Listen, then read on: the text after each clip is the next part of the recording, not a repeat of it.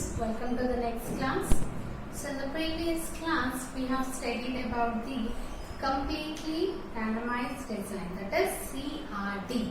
So it is one of the designs on which we use the principles of replication and randomization. So only two principles of experimentations were considered in CRD. So what is the layout for the CRD? How you will be writing? First of all, the whole experimental material itself, the experimental units itself, we consider as the homogeneous units. Then based on the number of experimental units, we apply the treatments randomly. The repeated treatments we are going to apply randomly. So first we'll divide the number of units. Then based on the number of times of replications, we are going to allocate the treatments randomly in the CRD layout. So in that, remember, CRD is based on only two principles. Today we will study the second design. So our second design is randomized block design, which is known as RBD. Randomized block design, that is RBD. So if the whole experimental material is not homogeneous, so we are considering first the experimental material, right? So if this experimental material is not homogeneous,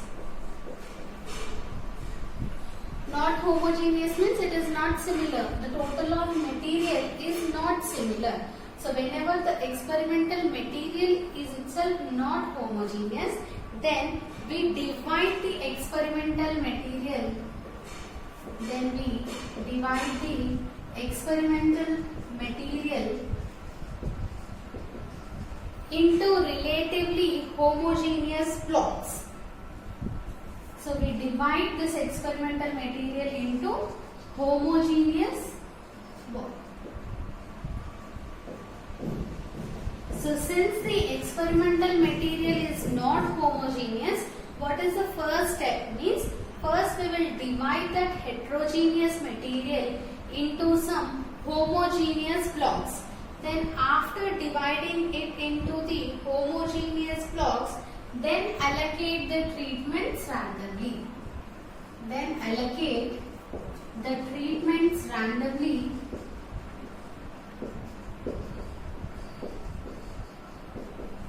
to each block. So in each and every block, suppose there are 4 blocks, so in that 4 blocks we will be applying the treatments randomly in that 4 blocks. So let us suppose the experimental area is divided into H homogeneous blocks. The total area is there, experimental area, that I am dividing it into H number of blocks. So some total material, that is wherever we are conducting the experiment, that is called the experimental material. That experimental material is divided into some H homogeneous blocks. So this is nothing but the concept of the local control, right? So whenever your experimental material is not homogeneous, then we divide into homogeneous blocks to reduce or minimize the error. So here we are using the principle of local control. So after dividing it into H blocks, then there will be total K treatments. So we will be applying this K treatments to each block. So therefore, divide each block into K subdivisions. Suppose you are having some 3 blocks. So if you are having 3 blocks, this is block 1, block 2, block 3. This is block 1, this is block 2, and this is block 3. So after dividing it into homogeneous blocks, what is the next step? Means we have to divide each block into K units. So each block should be divided or partitioned into K units. Since we are having K treatments, so in each block you have to apply K treatments. That's why we will be dividing it into K treatment. Suppose K equals to 4 means you will divide it into 4 subdivisions, which are called as the experimental units, because in this subdivisions only now we are going to apply the treatments. Now whatever the design is there, obtain the design, that is called as a randomized block design. So here first we are dividing it into blocks. Heterogeneous material is divided into homogeneous blocks. So that is the principle of local control. Next we are applying the treatments randomly. So in each block we have to apply 4 treatments, right? So that 4 treatments we will be applying randomly. So we are using the concept of randomization, and if you observe, here I have applied 4 treatments, again here I am applying 4 treatments, again here I am applying the same 4 treatments. That means the treatment is repeated in each and every block. So in each and every block treatment is repeated. So repetition of treatment is nothing but replication. So randomization, it is based on the all 3 principles of experiment, that is replication, randomization and local control. So this is the basic introduction about the randomized block design. Now we will know how the layout will be given with one small example. So we will consider some number of treatments and number of blocks. So based on that blocks and number of treatments, how the layout is given, we will see now.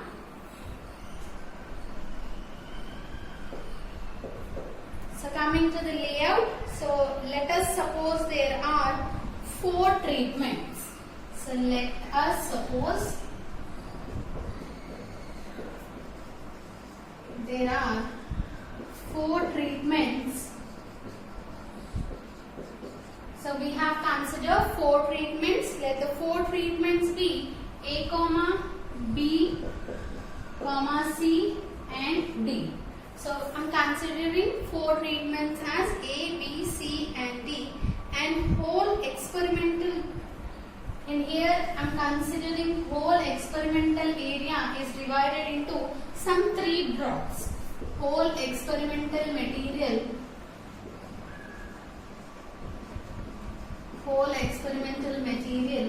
is divided into some 3 blocks.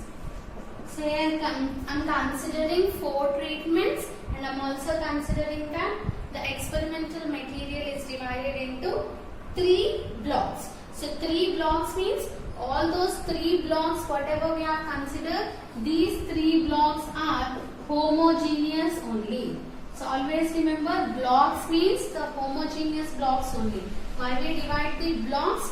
Whenever you have heterogeneous material, then we divide all the similar terms, we will be separating and putting in the different blocks. That is called blocking. That means similar things will be there. That means always blocks will be homogeneous only. Then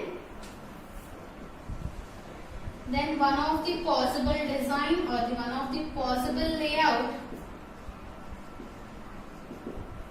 So one of the possible layout we will see now. First, I said we are having 3 blocks, right? How many blocks are there? 3 blocks. So the whole material is divided into 1, 2 and 3 blocks. And these are the blocks. This is block 1, this is block 2 and this is block 3. So these 3 are the homogeneous blocks, and what I said in RBD, after dividing it into homogeneous blocks, that means here we have completed the concept of local control. So whole material we have divided into some homogeneous blocks, that is local control. Next is, how many treatments are there? K treatments means 4 treatments. So each block should be divided into K subdivisions. That means 4 subdivisions. 1, 2, 3, 4. 1, 2, 3, 4. Similarly like that. How many blocks you have? in each block you have to divide the subdivisions based on the number of treatments. If you have 5 treatments, you will be dividing each block into 5 subdivisions. Then after that, we have to apply those 4 treatments randomly. So I am applying the treatments randomly. A, B, C, D. This is my, whatever I feel randomly, I am applying that. Similarly, A, B, C, D. So in this way I am applying treatments for the second block. Similarly for other blocks A, B, C, D. So this one, for 3 different blocks I have applied the treatments randomly. So here we are applying the concept of randomization. So randomization, for each block I have applied the treatments randomly. So for every block the applying the treatments is different, right? So for each and every block we are using the concept of randomization. Next, if you observe here in the first block you have treatment A, in second block you have treatment A, in the third block also you have treatment A. That means the treatment is repeated. This complete, it is an experimental material, right? This complete, it is an experimental material which is divided into 3 blocks. So in this complete material, how many times A is repeated? 3 times. B is also repeated 3 times. C is also repeated 3 times. D is also repeated 3 times. So repetition of treatment means it is replication. So in this RBD, we are using the concept of replication also. So here, what is the count of replication? The number of blocks equals to number of replications, because in each block we are going to apply the treatment only once, because each block is divided into number of treatments. How many treatments you have, that many units only we are going to divide. That's why in each block there will be one treatment will be repeated only once, but the same treatment will be repeated in the next block. So number of blocks equals to, in RBD always, number of blocks is always equals to number of replications. So in RBD, what is the number of replications? Number of replications is nothing but number of blocks. How many blocks we are going to divide? Total H number of blocks. And how many treatments we are going to have? K number of treatments. So now understood what is RBD? So RBD means we use the 3 principles of experimentation, that is replication, randomization and local control. So in randomization, first the heterogeneous experimental material will be divided into some H homogeneous blocks or homogeneous groups. Then each block will be divided into K treatments, K units, since there will be K treatments, and the treatments are applied randomly to each and every block. This is called the randomized block design. So you can write your possible layout for this randomized block design. So now we will see the statistical analysis for this randomized block design. So this randomized block design, how you will be having statistical analysis means, if you observe, for example, I am writing here, maybe the output is 1, 2, 3, 4, 5, 6, 7, 8, 9, 10, 11, 12.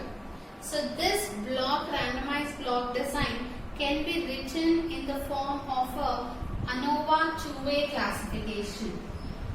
This can be written in the form of ANOVA two-way classification. So that's why RBD statistical analysis will be similar to the ANOVA two-way classification. How means, first how many blocks are there? 3 blocks. So 1, 2, 3 blocks. So how many treatments are there? 4 treatments. So write down those 4 treatments. A, B, C, D. So coming to the first block. First check the first block. So in the first block, what is the value of A? 1. Next value of B? 2. Value of C? 3. Value of D is 4. We have written as it is. Next coming to the block 2. What is the value of A? 8. Next, what is the value of B? It is 6. So we will be writing 6. Next value of C, it is 7. Value of D is 5. Similarly, coming to the block 3. In block 3, the value of A is 11. Value of B is 9. And value of C, it is 12. And value of D, it is 10. So if you observe this one, here we are having a two-way classification. That means the treatment values are also there row wise, and also the block values are also given column wise. So that's why RBD can be simplified and written in the form of a two-way classification. So that's why the statistical analysis for the two-way RBD will be same as for the two-way classification. So now first we will see the linear model. After linear model, then we will see the complete statistical analysis for the RBD, which will be similar to the two-way classification. So linear model also we will be writing same linear model. For CRD we have written one-way linear model. So in the same way for RBD we are going to write the linear model for the two-way classification. So coming to the linear model. So the statistical analysis of RBD is similar to ANOVA two-way classification. So the linear statistical model or the linear mathematical model, you can write linear mathematical model or linear statistical model. The linear statistical model for RBD is given as, so what is the linear model? Yij equals to mu plus alpha I plus beta j plus epsilon ij. So this is a linear model for the RBD, which is similar to the two-way classification. So what is Yij? It is a yield of the ith treatment which is taken from the jth block. Yield from the jth block of the ith treatment. And what is mean? Sorry, what is mu? Mu is the overall mean effect, that is generally called as the general mean effect. Alpha I, it is the effect due to the ith treatment. Effect due to ith treatment. Similarly, beta j. So beta j is the effect due to jth block. So the effect due to the jth block is the beta j value. Next, epsilon ij is the random error effect. Epsilon ij is the random error or the random effect. So this is a linear model for the RBD. So here also the same epsilon ij follows the normal distribution with sigma e square. So epsilon ij is also always independent. So epsilon ij follows iij normal variables.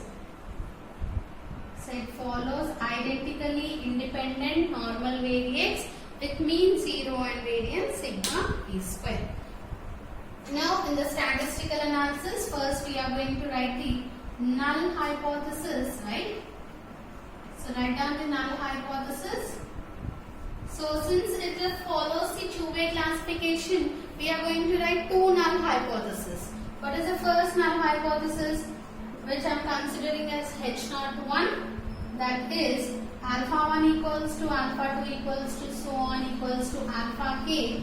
That is, treatments are homogeneous. Treatments are homogeneous.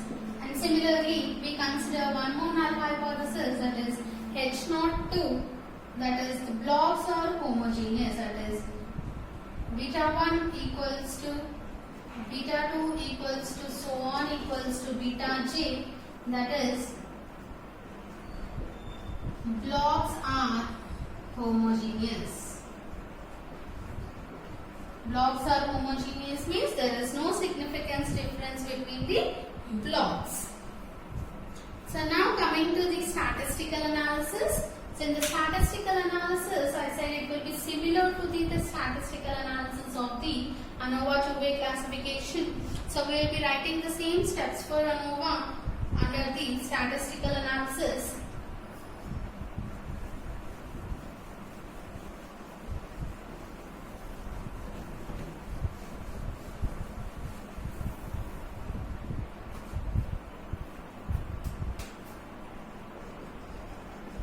Statistical analysis. So in the statistical analysis, we are going to write different steps for ANOVA. So that is, what is the first step is the similar step. We are going to calculate the grand total. So what is the grand total? It is denoted with G. So G equals to double summation I equals to 1 to k, that means the treatments, and j equals to 1 to h, that relates to the blocks yij. Next, after the grand total, we will be calculating the correction factor, that is CF equals to g square by n. So what is n here? N is nothing but the total number of values that can be given as k into h. Number of treatments into number of blocks will give you the total number of units, that is capital N value. Next, in the third step, we are going to calculate the sum of squares. In the third step, we are going to calculate sum of squares. So under sum of squares, how many sum of squares we are going to have? Total sum of squares, treatment sum of squares, block sum of squares, and error sum of squares. So under that, the first one is total sum of squares. So this total sum of squares, it is denoted as TSS and is given as capital S capital T square equals to raw sum of squares minus correction factor. So raw sum of squares means summation I equals to 1 to k, j equals to 1 to h, xij square minus correction factor. So this is the total sum of squares which follows the how many degrees of freedom? Capital N minus 1 degrees of freedom. Similarly, treatment sum of squares. Or you can write sum of squares due to treatment.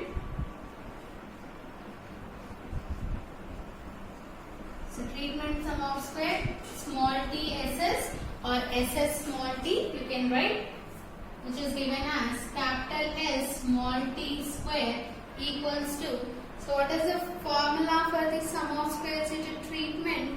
In the two-way classification, you will be having 1 by h summation j equals to 1 to h ti square ti square, already h value I have written outside, ti square minus correction factor. So 1 by h summation over j equals to 1 to h ti square minus correction factor is the treatment sum of squares which has the degrees of freedom. How many treatments? K treatments. So total k minus 1 degrees of freedom. So after treatment sum of square, next one is block sum of squares. So third one is block sum of squares.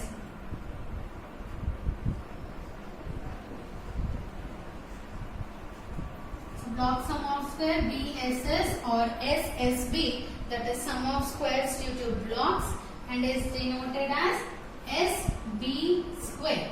So SB square equals to 1 by K.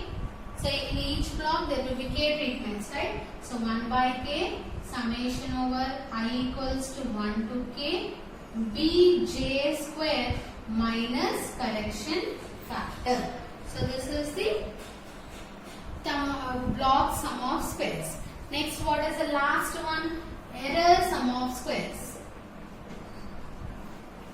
Error sum of squares. So what is error sum of squares denoted with ESS. So how you will be writing ESS? S E square is equals to total sum of square, that is ST square minus, so from total if you subtract treatment, that is ST square minus blocks SB square, you will be getting the error sum of squares. So error sum of square is equals to total sum of squares minus treatment sum of squares minus block sum of squares. So what is the degrees of freedom for blocks? H minus 1 degrees of freedom, and for error the degrees of freedom is k minus 1 into h minus 1. So remember all the two-way classifications, then you can remember this RBG also. Then after sum of squares, so here we are writing the third step, we are writing sum of squares and also the degrees of freedom. So next in the fourth step we are going to write the mean sum of squares. So fourth step is mean sum of squares. So what is mean sum of squares actually? The sum of squares divided by its respective degrees of freedom is nothing but the mean sum of squares. So in mean sum of squares, first one is mean sum of squares due to treatments. So total is partitioned into treatments, blocks and errors. So among those, the first one is treatment. So first we will find the mean sum of squares due to treatments, that is MSS, mean sum of squares due to treatment. So it is denoted as small s small t square equals to capital S small t square divided by its respective degrees of freedom. What is the degrees of freedom? K minus 1. So this is the mean sum of squares of treatment. Next is second one, mean sum of squares due to blocks. So mean sum of squares due to block, it is denoted by small sb square equals to capital SB square, that is sum of squares due to blocks divided by its degrees of freedom is h minus 1. Similarly, next one is mean sum of squares due to error. So mean sum of squares due to error is SE square equals to capital SE square by degrees of freedom k minus 1 into h minus 1. So this is the mean sum of squares. So in the next step we will be calculating the F ratio. So we are going to have total 2 F ratios. How many F ratios we are going to have? The first one is F ratio for treatments. It is denoted as Ft equals to small st square, that is mean sum of squares due to treatment, divided by error sum of squares, follows F distribution with k minus 1 comma k minus 1 into h minus 1 degrees of freedom. Similarly, next one is second one, FB, that is to know the homogeneity of the blocks, FB equals to SB square divided by SE square, which follows the F distribution with h minus 1 comma k minus 1 into h minus 1. So in this way we are going to calculate the sum of squares and mean sum of squares. By using mean sum of squares, then we calculate the F ratio. So copy this one. Now we will write all this in the form of in the ANOVA table.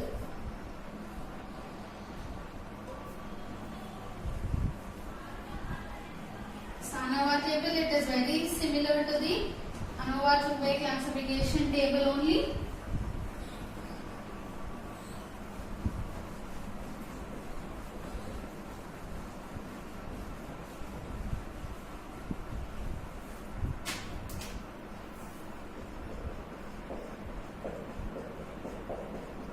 ANOVA table. So in ANOVA table, first we are going to write the source of variation.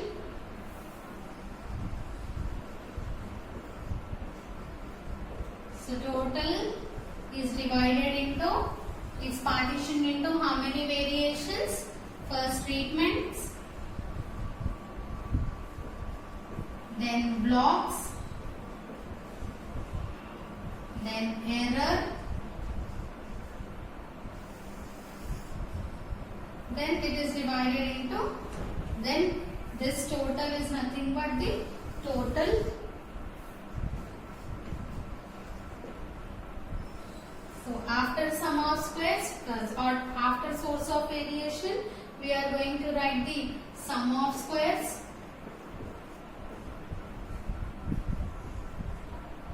Next, the degrees of freedom. So after degrees of freedom, mean sum of squares. That is MSS. Then after mean sum of squares, the last step is F ratio. So sum of squares due to treatment is denoted as ST square. Sum of squares due to blocks SB square.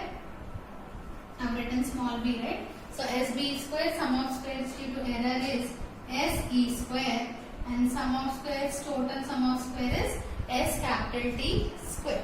Now next, degrees of freedom for treatment is K minus 1. Degrees of freedom for block is H minus 1.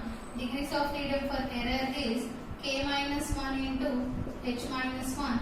Degrees of freedom for total is N minus 1. Next, mean sum of squares due to treatment, that is small st square equals to capital ST square by K minus 1. And similarly, sum of squares, mean sum of squares due to block is SB square equals to capital SB square by H minus 1. Next, error, mean sum of squares is SE square equals to capital SE square by K minus 1 into H minus 1. Next, coming to F ratio, we are going to write two F ratios. First is Ft, that is related to treatment, equals to St square by Se square, follows F distribution with K minus 1 comma K minus 1 into H minus 1. Similarly, the next one is FB, that is F ratio for the F calculated value for the blocks, which is equals to SB square divided by SE square, which follows F distribution with H minus 1 comma K minus 1 into H minus 1. So this is the complete ANOVA table for your RBD layout.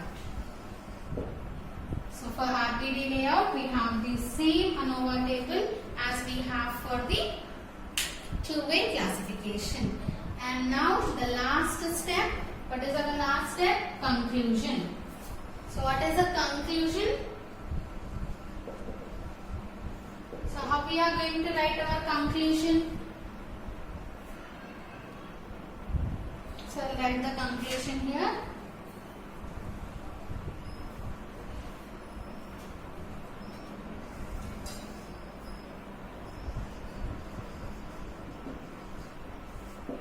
So if Ft calculated value is less than or equals to Ftab, then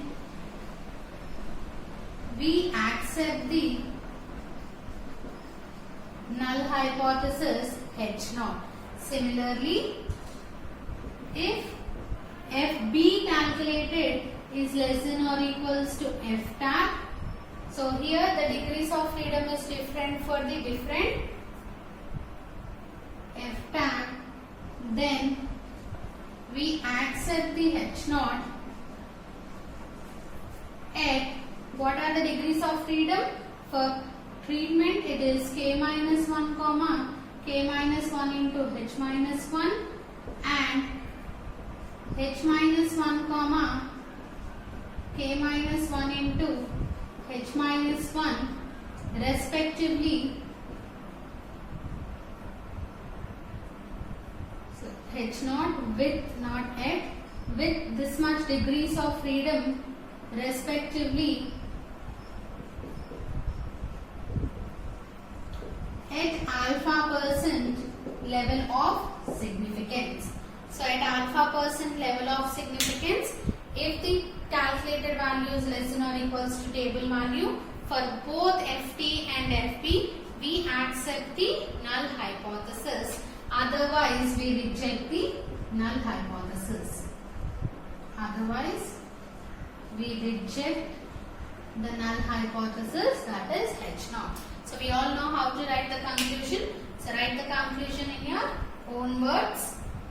Only thing you have to remember is calculated less than or equals to table, we accept. If calculator greater than table, we reject the null hypothesis.